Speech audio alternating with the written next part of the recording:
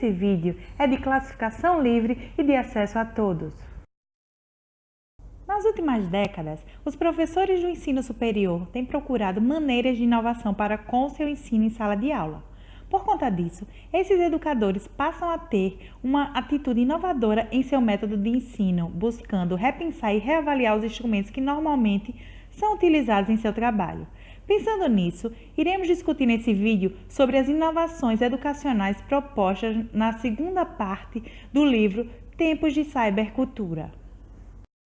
Pressupostos teóricos. Nos dias atuais, para se discutir a formação e prática docente, é necessário destacar que o início da sociedade do conhecimento e da revolução da informação exige a produção de novos saberes, uma vez que o processo de mudanças afeta aos profissionais em todas as áreas de conhecimento, redefinindo assim seus papéis e funções na sociedade.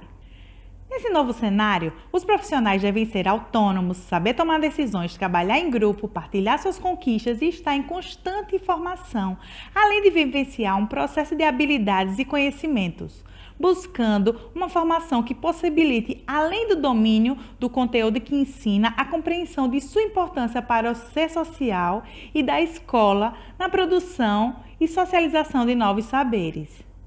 No mundo globalizado atual, é necessário adaptar-se aos diferentes tipos de aprendizagem, tanto como professor quanto como aluno. Os docentes devem estar dispostos a compartilhá-los, considerando-se que pode representar um diferencial para o ingresso em um contexto de formação, principalmente quando se evidencia que nas instituições de ensino também estão presentes as mudanças, apesar da carência de recursos que continua existindo em todos os setores dessas instituições. Ser professor hoje é... Mas afinal, o que é ser professor? De forma simbólica, é ser um pouco de tudo, lidar com diferentes situações de formas variadas. É ser bem mais que um mero transmissor de conhecimento, pois existem situações que não podem e nem possuem um método de serem ensinadas. Duas problemáticas, no entanto, são encontradas para a difusão do ensino. A primeira é a formação pela qual se deve ser acrescentada ao currículo uma prática pedagógica, para dar a palavra e o poder de questionamento aos alunos. Já a segunda trata da formação e o mundo de trabalho, onde é colocado em prática tudo o que se obtém com a formação. A prática profissional não é inerte, e sim renovadora, pois se modifica a cada tempo. As escolas devem ser pensadas para a sociedade como um todo, dentro de sua diversidade de concepção e conhecimento. Existe um desafio de transformação, facilitando a constituição de uma sociedade diversificada e tendo a finalidade de ser voltada para o pensamento crítico e questionador. Inovações educativas sobre as TEDx ampliadas à docência do ensino superior. Cada universidade possui sua própria cultura. Por conta disso, existem diversas possibilidades para as TEDx alcançar maiores qualidades. Por conta deste fato, surgem então as questões: como melhorar a educação das TEDx nas universidades e o que podemos esperar do futuro? As estratégias espanholas são muito diferentes das nossas, pois eles simplesmente generalizam o projeto de introdução das TEDx.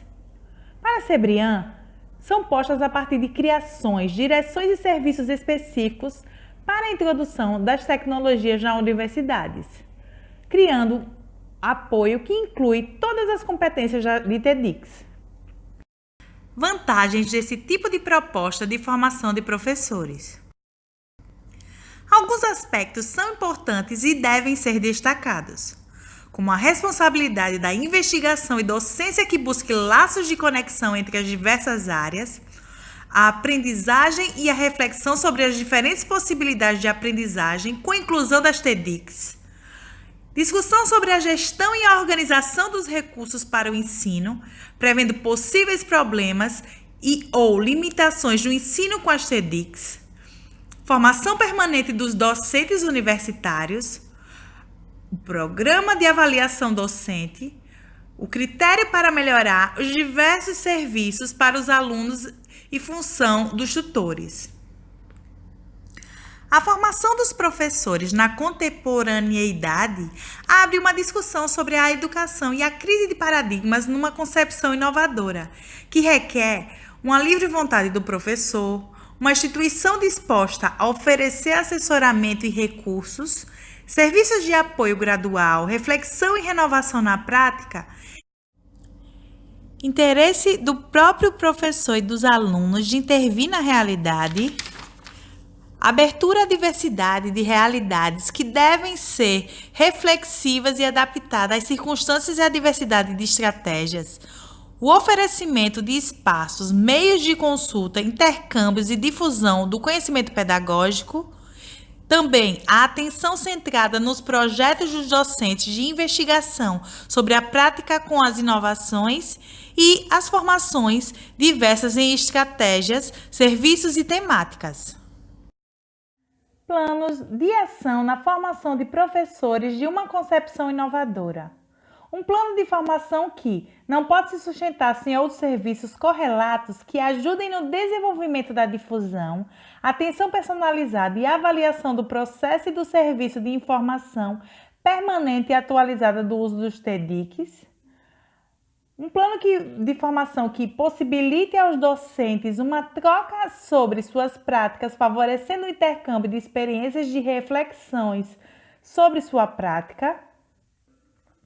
Também é necessário que leve a uma discussão sobre quais são as condições ideais e possíveis para que se produza uma docência baseada em ensinar e aprender a ensinar, que também possibilite e apoie projetos de inovação que considerem os seguintes aspectos: processos cuidadosos de pequenos passos contínuos e estáveis.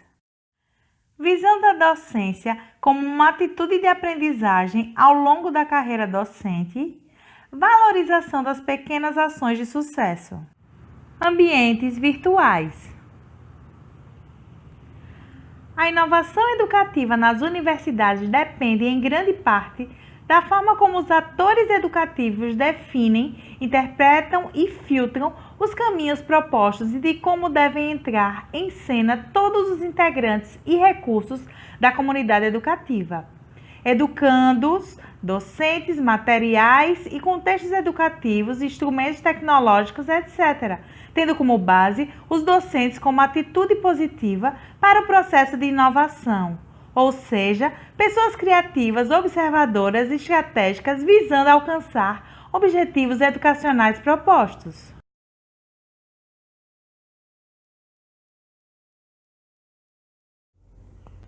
Proposta de superação de algumas situações educativas. Segundo Bautista, Borgen e Fortes, as duas categorias a seguir representam os pontos e contrapontos de superação de algumas situações educativas: a imposição do saber e o desejo livre de conhecer.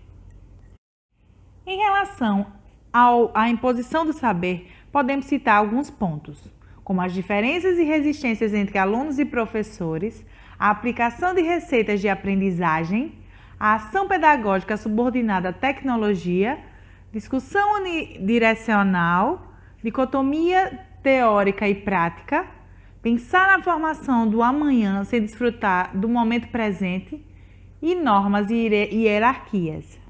Sobre o desejo livre de conhecer, podemos citar também ser flexível diante desses momentos, formação de redes de conhecimento, humanizar ações educativas, a aprendizagem colaborativa, também a visão holística de aprendizagem, o sentido no tempo de aprender e os contratos didáticos. Princípios de inovação. Para despertar e resgatar o desejo de aprender, lança-se mão de propostas inovadoras e criativas como orientar e acompanhar a aprendizagem do aluno, assessorar, estabelecer vínculos de comunicação aberta e dinâmica entre as aulas e o contexto social, também desenvolver práticas dialógicas e colaborativas que possibilitam a construção conjunta do conhecimento. Também é importante investir em materiais pedagógicos que evitem o consumo da informação mas também permitam a prática do pensar criticamente. Resistência no processo de ensino-aprendizagem. Dentre as possíveis causas da resistência, podemos citar as dificuldades nas técnicas, dificuldade em entender o contexto educativo, falta de comunicação, não relacionar ideias e não ter o conhecimento de novas tecnologias. E para lidar com a resistência, apresenta-se alguns pontos. Saber aprender com os erros, entender para superar dificuldades, buscar alternativas para problemas, antecipar os problemas. Flexibilidade e contextualização. Algumas aproximações conclusivas. Constata-se hoje uma enorme quantidade de informações, cuja velocidade aumenta a cada instante. Nesse sentido, procuramos buscar nos textos as possíveis relações entre a tecnologia, a formação profissional previsível de acontecimentos e a formação profissional que leva em consideração a incerteza.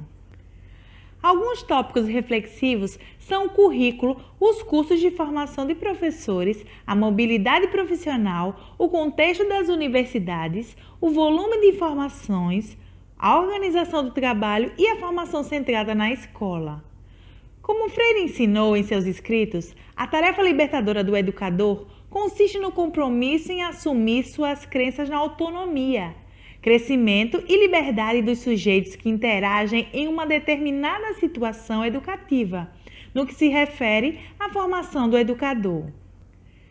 É possível tornar-se um profissional reflexivo, um constante pesquisador e interventor, prestando serviços à comunidade que possa enfocar no aprender a aprender, valorizando a aprendizagem através das interações formais e não formais.